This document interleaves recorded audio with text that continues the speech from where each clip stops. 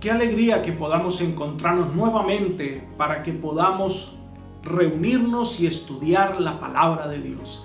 Especialmente el libro del Apocalipsis, un libro lleno de tantas enseñanzas y tantas lecciones espirituales que vale la pena tomar tiempo para meditar en ellas. Vamos a adentrarnos en el capítulo 13 del Apocalipsis. Y al entrar a esta sección entramos a la parte escatológica que tiene que ver con los acontecimientos finales de la historia de este mundo. Interpretar la profecía que ya se ha cumplido es fácil, pero tratar de interpretar hacia el futuro es más complejo. Y debiéramos tener cuidado porque el Señor nos da la profecía, pero no nos da ciertos detalles que nos gustaría conocer de la profecía. Por ejemplo, no sabemos cuándo ocurrirá, ni cómo será el desarrollo de los acontecimientos finales. Por eso debemos ir con cuidado para no entrar en el campo de la especulación. Debiéramos entonces mirar la revelación de Dios y tratar de entender cómo es que vamos a llegar al momento crucial de la historia de este mundo. Para ello, te invito en este momento a elevar una oración a nuestro Dios. Padre eterno y bondadoso, alabado y glorificado sea tu santo nombre. Queremos, Señor, en este momento agradecerte por tu gran amor y tu gran misericordia al entregarnos el libro del Apocalipsis y en él podamos encontrar revelaciones importantes para nuestra vida espiritual. Queremos pedirte la sabiduría que viene de lo alto. Queremos pedirte que el Espíritu Santo sea nuestro maestro y que Él pueda ayudarnos a comprender las verdades que deben llevarnos a tomar unas decisiones puntuales con respecto a nuestra relación contigo y el sentido de la realidad de la historia. Gracias por todo. En el nombre de Jesús. Amén. Abramos entonces la Biblia en Apocalipsis capítulo 13 y presentan los dos grandes poderes a través de los cuales Satanás usará como aliados para ir en contra del pueblo de Dios. Eso significaría que el capítulo está dividido en dos grandes secciones. La primera sección, versículos 1 al 10, nos habla de la bestia que surge del mar. Y los versículos 11 hasta el 18 nos habla de la bestia que surge de la tierra. Y cómo esta segunda bestia se une a la primera y cómo hace que toda la tierra vaya en pos de la primera bestia. Así que en esta primera sección vamos a estudiar los versículos 1 al 10. Leamos juntos este pasaje. Me paré sobre la arena del mar y vi subir del mar una bestia que tenía 7 cabezas y 10 cuernos. En sus cuernos tenía 10 diademas y sobre sus cabezas nombres de blasfemia. La bestia que vi era semejante a un leopardo. Sus pies eran como de oso y su boca como boca de león. El dragón le dio su poder, su trono y gran autoridad. Vi una de sus cabezas como herida de muerte, pero su herida mortal fue sanada. Toda la tierra se maravilló en pos de la bestia y adoraron al dragón que había dado autoridad a la bestia y adoraron a la bestia diciendo: ¿quién como la bestia y quién podrá luchar contra ella? También se le dio boca que hablaba arrogancias y blasfemias y se le dio autoridad para actuar 42 meses y abrió su boca para blasfemar contra Dios, para blasfemar de su nombre, de su tabernáculo y de los que habitan en el cielo. Se le permitió hacer guerra contra los santos y vencerlos. También se le dio autoridad sobre toda tribu, pueblo, lengua y nación. La adoraron todos los habitantes de la tierra cuyos nombres no estaban escritos desde el principio del mundo en el libro de la vida del Cordero que fue inmolado. Si alguno tiene oído, oiga. Si alguno lleva en cautividad, a cautividad irá. Si alguno mata a espada será muerto. Aquí está la perseverancia y la fe de los santos. Esta narración es muy interesante y requiere de nosotros la atención sin ser exhaustivos de algunos de los puntos que vamos a considerar para identificar a esta bestia y mirar su actuar a través de la historia. Primer punto que vamos a considerar. Dice que esta bestia surge del mar. Nos ubica geográficamente. El mar es símbolo de muchedumbres, naciones, pueblos y lenguas. Surge en un lugar muy poblado. En ese caso, hace referencia entonces al mundo conocido de aquel entonces de la antigüedad, que es Europa. De las naciones de Europa de la división del Imperio Romano va a surgir este poder. Vamos al punto número 2. Dice que vi subir del mar una bestia. Ahora, debemos recordar que el término bestia no se usa en sentido peyorativo, sino que más bien es un símbolo de reinos, naciones, poderes e imperio. Esto nos recuerda la narración que el profeta Daniel hace de las visiones que vio. Por ejemplo, en Daniel capítulo 7, cuando ve todas estas bestias que surgen del mar, en el versículo 23 dice lo siguiente: la cuarta bestia será un cuarto reino sobre la tierra. Así que esta cuarta bestia, que también surge del mar, según Daniel capítulo 7, es un imperio, un reino. Por lo tanto, si vamos a Apocalipsis 13 y aplicamos el mismo contexto profético, esta bestia también surge del mar, surge de un lugar muy poblado, en medio de las luchas, de los conflictos, en medio del movimiento de los seres humanos, de las naciones que aquel entonces eran reconocidas. En este caso decíamos Europa. Número 3. Apocalipsis 13 nos dice que esta bestia tenía 7 cabezas y 10 cuernos, y en los cuernos habían coronas. Las 7 cabezas representan los 7 poderes a través de los cuales Satanás ha intentado destruir al pueblo de Dios, ha intentado boicotear el plan de Dios. Estos, según Apocalipsis capítulo 17, versículos 9 y 10, dice lo siguiente: esto para la mente que tenga sabiduría. Las 7 cabezas son 7 montes sobre los cuales se sienta la mujer, y son 7 reyes. 5 de ellos han caído, uno es y el otro aún no ha venido, y cuando venga deberá durar breve tiempo. Estos poderes a través de los cuales nos narra Apocalipsis 13 son los mismos que aparecen en Daniel capítulo 7 y capítulo 8. Podemos describirlos como Babilonia, Medo-Persia, Grecia, Roma imperial, Roma papal, el ateísmo que atacó a la Roma papal y el papado restaurado. 5 han caído. ¿Cuáles son? Babilonia, Medo-Persia, Grecia, Roma imperial y la Roma papal. Uno es, que es el ateísmo, y el otro aún no ha venido, que es el papado restaurado. Se dice que tiene 10 cuernos y que en los cuernos hay 10 coronas. Nos está ubicando en el momento histórico en que parte la narración.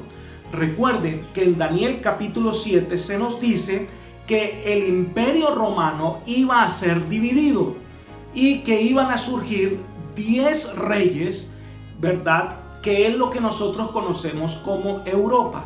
Así que lo que nos está haciendo es que nos ubica geográficamente y en el momento, en toda la profecía de cuándo es que surge este poder. Surge después del Imperio Romano y surge después de la división del Imperio Romano. Número 4. Esta bestia en particular tiene características distintivas, y una de estas características es que es un poder religioso. Leamos Apocalipsis 13:1, dice que este poder tenía nombres de blasfemia. La blasfemia en la Biblia tiene 2 connotaciones. Una es la pretensión de igualdad a Dios. Los judíos así lo declararon cuando acusaron a Cristo de blasfemia.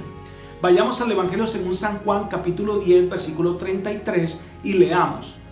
Le respondieron los judíos diciendo: por buena obra no te apedreamos, sino por la blasfemia, porque tú siendo hombre te haces Dios. Así que en esta primera connotación, la blasfemia es alguien que pretende su igualdad a Dios, pero también es pretender usurpar la autoridad que le corresponde a Dios. Un ejemplo de esto fue la acusación que hicieron a Jesús los judíos cuando él estaba sanando al paralítico. Vayamos al Evangelio según San Marcos capítulo 2 versículo 7. ¿Por qué habla de este modo? Blasfemia dice, porque ¿quién puede perdonar pecados sino solo Dios?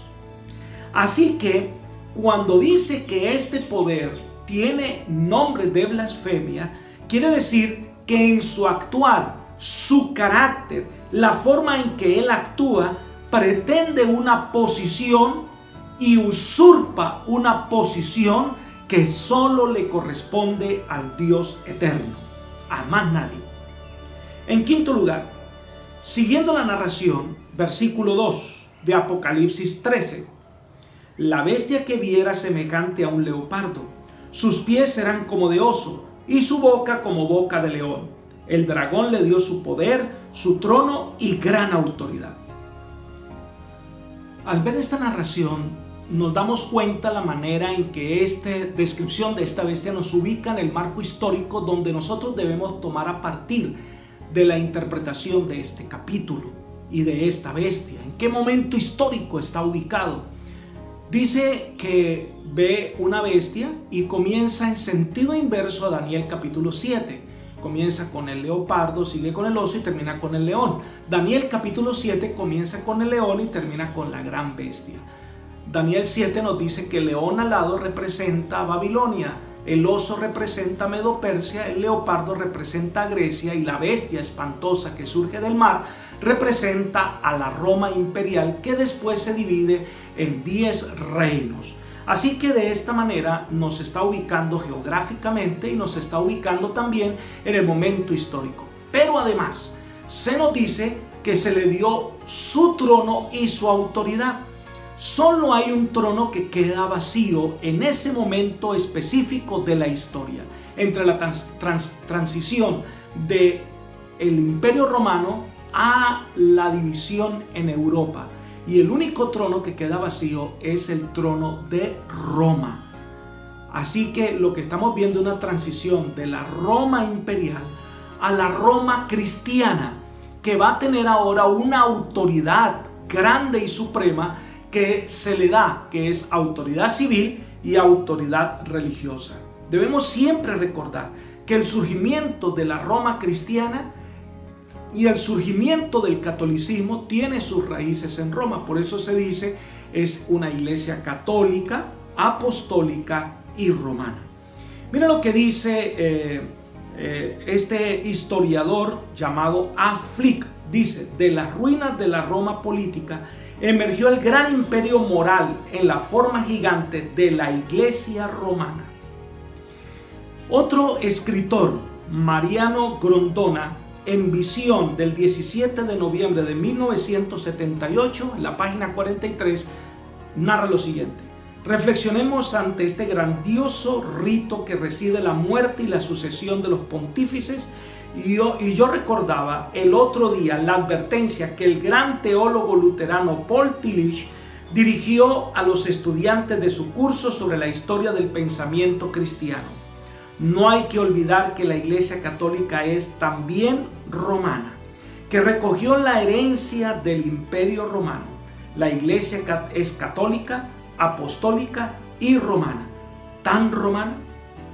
Y entonces después este mismo autor pasa a describir las similitudes que hay en la manera en que el Imperio Romano y la Iglesia Católica Romana, en cabeza del Papa, trabaja y desarrolla sus actividades. Por ejemplo, el nombramiento del César ahora es el nombramiento de los pontífices. Usan la misma metodología y tienen un trasfondo histórico muy interesante. Por lo tanto, nosotros podemos decir que el cumplimiento de este poder político religioso se centra en esta iglesia que gobernó a Europa en la Edad Media e hizo cuanto quiso porque tenía el poder civil y le fue otorgado también el poder religioso. Como sexto punto para destacar en lo que tiene que ver con la narración de Apocalipsis 13, refiriéndose a esta terrible bestia, leamos el versículo 3 que dice: vi una de sus cabezas como herida de muerte, pero su herida mortal fue sanada, y toda la tierra se maravilló en pos de la bestia. Recuerden que las cabezas representan los poderes a través de los cuales Satanás intentaría destruir al pueblo de Dios. Así que una de sus cabezas recibe una herida mortal y esta herida mortal es sanada. Ahora, la herida mortal se está refiriendo a un acontecimiento que marcó el fin de un poder en la Edad Media. En el año 1798 recibe este poder político-religioso una herida mortal. Cuando Napoleón Bonaparte da la orden a su general de confianza, Luis Alejandro Berthier, que entrara a Roma y destituyera al Papa. Y fue así como lo hizo, entró a la Capilla Sixtina, tomó preso al Papa y destituyó todos los estados papales. Se pensaría en ese momento en la historia que esta institución desaparecería finalmente de la historia. El Papa murió en cautividad. Pero ¿qué pasa? Que después Napoleón quería ser coronado como emperador y el único que podía coronarlo como emperador era el Papa, así que él mismo facilitó el nombramiento de un nuevo Papa. Aunque su poder era limitado, fue una institución que permaneció en la historia. Ahora, dice que su herida mortal es sanada. Poco a poco este poder fue otra vez ganando espacio. Y ya es en el año 1929 cuando Benito Mussolini, este tremendo hombre, firma el Tratado de Letrán, que le concede otra vez poder temporal al Papa. Se le entregan 44 hectáreas de lo que hoy es la ciudad del Vaticano. Y este poder de allí ha ido creciendo de tal manera que la tierra hoy lo reconoce como un poder político, porque las naciones envían sus embajadores allá, pero también es reconocido como un poder religioso porque se lo reconoce como un guía moral. Así que este poder está siendo restaurado en su visión al mundo. No ha cambiado mucho sus pretensiones, sigue siendo las mismas enseñanzas, las mismas pretensiones de la Edad Media, pero es un poder ahora más político, más astuto, más fácil de llegar a la comunidad. Punto número 7. Dice que esta herida sanada será determinante en el conflicto final, y tal conflicto estará denominado sobre la adoración. Leamos Apocalipsis 13:4. Y adoraron al dragón que había dado autoridad a la bestia, y adoraron a la bestia diciendo: ¿quién como la bestia y quién podrá luchar contra ella? La lucha final se determinará sobre a quién adoramos, a quién obedecemos. Apocalipsis capítulo 12, versículo 17, describe al remanente de Dios diciendo: estos son los que guardan los mandamientos de Dios y tienen el testimonio de Jesús. Apocalipsis 13:4 nos dice que hay otros que dicen: ¿quién como la bestia y quién podrá luchar contra ella? Y adoran a la bestia y a su imagen.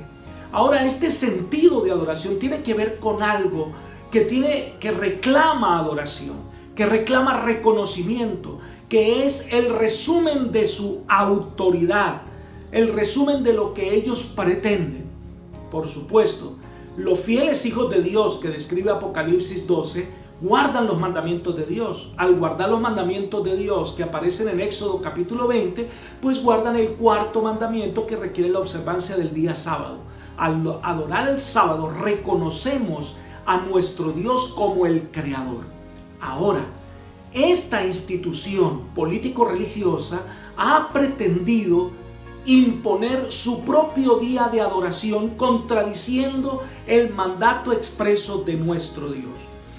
Y esto no es algo que nosotros decimos por acomodación. Hay varios teólogos católicos que así lo afirman.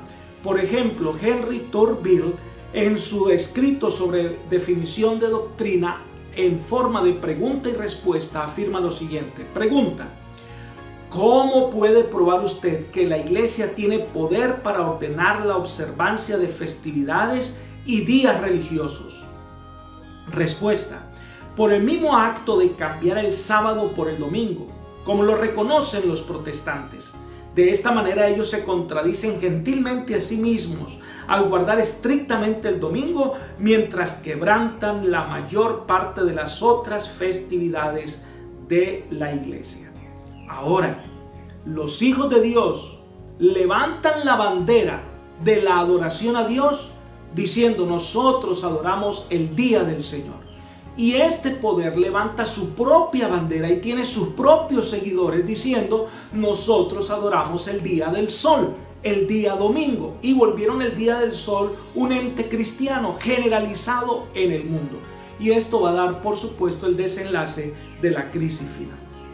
Ahora, punto número 8 en este estudio que estamos haciendo de la primera parte de Apocalipsis 13.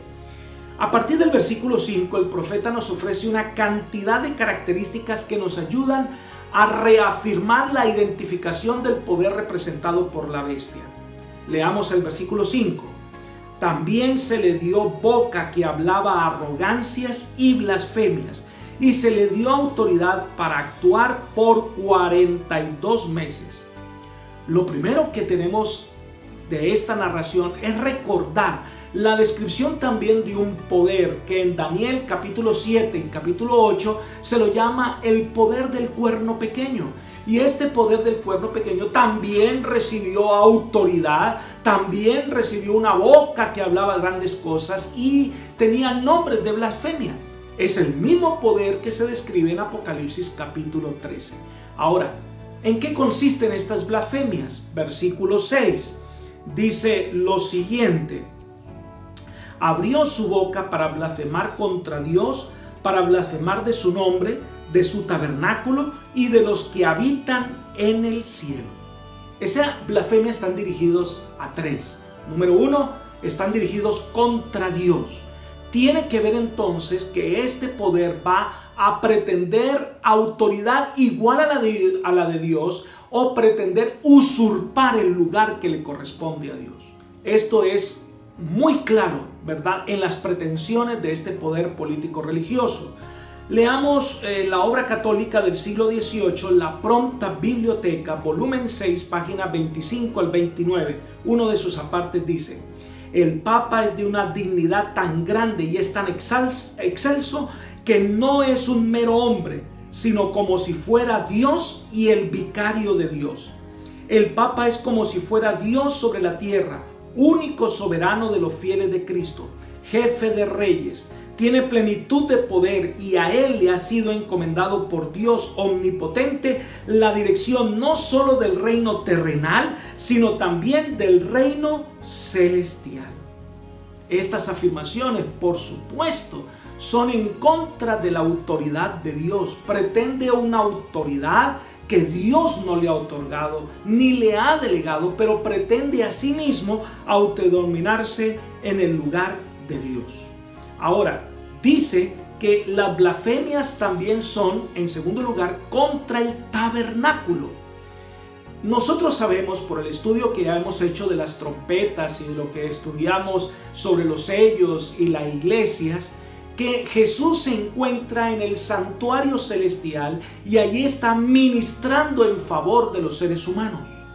Ahora, este poder ha tratado de hacer terreno lo que Dios hace en el cielo, usando la intercesión y la mediación de los hombres llamados sacerdotes, que ocupan un lugar tan importante como si fuera la autoridad del mismo Dios sobre la tierra. Y esto, por supuesto, hace que la gente ya no mire al santuario celestial, sino que participe de lo que se conoce como el sacrificio incruento de la misa, que es el sacrificio de Cristo delante de los seres humanos. Y hay narraciones mismas, definiciones mismas de la iglesia, que dice que el sacerdote ordena y el Dios del cielo baja de su trono y se encarna en la hostia para ser sacrificado nuevamente delante de los presentes en esta reunión religiosa. Así que es una pretensión que no va de acuerdo a las enseñanzas de la Biblia. Ahora dice, en tercer lugar, que estas blasfemias están dirigidas contra los que habitan en el cielo. Y así es, porque este pretendido poder atenta contra Dios. El poder que se le otorga a la Virgen María como mediadora entre Dios y los hombres insulta la obra que Cristo mismo hace y la obra del Espíritu Santo como vicario o como representante de la divinidad entre los hombres. Además de eso, la cantidad de santos que son ahora objeto de adoración, deificados completamente, sustituye por demás la labor importante que realizan los ángeles en favor de los seres humanos. Así que este poder insulta constantemente la autoridad divina. Ahora, se nos dice que este poder actuará por 42 meses. Y esto está relacionado con los versículos 7 y 8 de Apocalipsis 13. Dice: se le permitió hacer guerra contra los santos y vencerlos. También se le dio autoridad sobre toda tribu, pueblo, lengua y nación. Y lo adoraron todos los habitantes de la tierra, cuyos nombres no estaban escritos desde el principio del mundo en el libro de la vida del Cordero que fue inmolado. Así que dice que este poder actuará 42 meses. 42 meses por 30 días judíos representan 1260 días proféticos o años proféticos. Así que es la profecía de los 1260 años que aparece 7 veces en la Biblia. Aparece como tiempos, la mitad de un tiempo, aparece como 42 meses, aparece como 3 años y medio o aparece como 1260 días. Esta profecía comienza en el año 538 con el edicto de Justiniano y termina en el año 1798 cuando es destituido el poder del papado. Y dice que tuvo gran autoridad y tuvo todo el poder, toda tribu, nación y lengua. Y hay que ver cómo fue el actuar de este poder político religioso durante la Edad Media. Cómo todos los reyes de la tierra rendían su honor a este poder y se hacía exactamente lo que el Vaticano ordenara. Y además de eso, persiguió a todos aquellos que no estaban de acuerdo con sus enseñanzas, aquellos que consideraban blasfemos, aquellos que consideraban en contra de sus enseñanzas, eran perseguidos, muertos, maltratados por 42 meses. Y dice que este poder fue adorado por aquellos que no están inscritos en el libro de la vida. Es decir, aquellos que lo aceptaron como el poder absoluto en sus vidas y rechazaron las enseñanzas simples del Evangelio. De esta manera se ubicaron en el camino de la perdición eterna. Ahora, este poder político-religioso, ¿verdad? Que tuvo esta actividad, tuvo este poder, representa a una etapa muy oscura en la historia del cristianismo que no debería repetirse, pero lo que nos dice la profecía es que va a volver a repetirse. Ahora, miren ustedes cómo termina esta sección haciendo una declaración muy interesante que nos ayuda en el contexto de la segunda parte del capítulo 13. Leamos los versículos 9 y 10. Si alguno tiene oído, oiga. Si alguno lleva en cautividad, a cautividad irá. Si alguno mata a espada será muerto. Aquí está la perseverancia y la fe de los santos. Al estudiar, hermanos, este pasaje tan interesante de la Biblia, esto me hace recordar cuando estudiamos el quinto sello. Recuerden que si nosotros vamos a Apocalipsis capítulo 6, versículo 10, se hace una pregunta, una aseveración interesante de la sangre de los hijos de Dios que estaban debajo del altar y clamaban por justicia. Leamos, dice, clamaban a gran voz diciendo: ¿hasta cuándo, Señor santo y verdadero, vas a tardar en juzgar y vengar nuestra sangre de los que habitan sobre la tierra? La respuesta es que este poder perseguidor iba a actuar por 1260 años y que mientras tanto los fieles hijos de Dios debían perseverar en la fidelidad, en la fe, en perseverar, en mantenerse de parte del Señor en medio de las dificultades y la persecución. ¿Hasta cuándo? Hasta el año 1798 este poder actuaría con toda libertad. Pero a partir de 1798 cesó la persecución contra los fieles hijos de Dios. Sufre la herida mortal, pero se nos dice que su herida mortal es sanada. Y eso va a ser tema de estudio de la segunda sección del capítulo 13 del Apocalipsis. Querido amigo y hermano, todo lo que hemos estudiado no tiene como objetivo generar un juicio contra personas sinceras que aman al Señor de corazón. Lo que hace la palabra de Dios es mostrarnos un camino, una senda, y advertirnos sobre la posibilidad de estar en el lugar equivocado.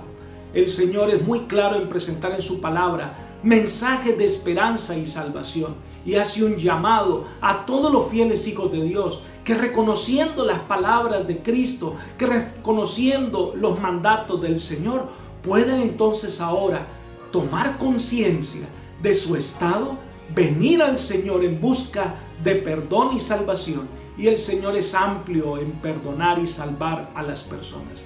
Recuerde que todavía la gracia del Señor está disponible para todos los seres humanos. Y aunque hemos cometido errores, aunque hemos afirmado cosas que no son, y aunque de pronto estemos en un lugar equivocado, si nosotros en este momento sentimos el deseo de cambiar y de hacer la voluntad de Dios, Dios toma eso como un permiso para Él poder obrar en tu vida y cambiar el rumbo de tu existencia. Por eso te pido en este momento que tú ores al Señor, le pidas sabiduría y le pidas al Señor la oportunidad de poder seguir sus sendas y poder seguir su camino. Dios te bendiga.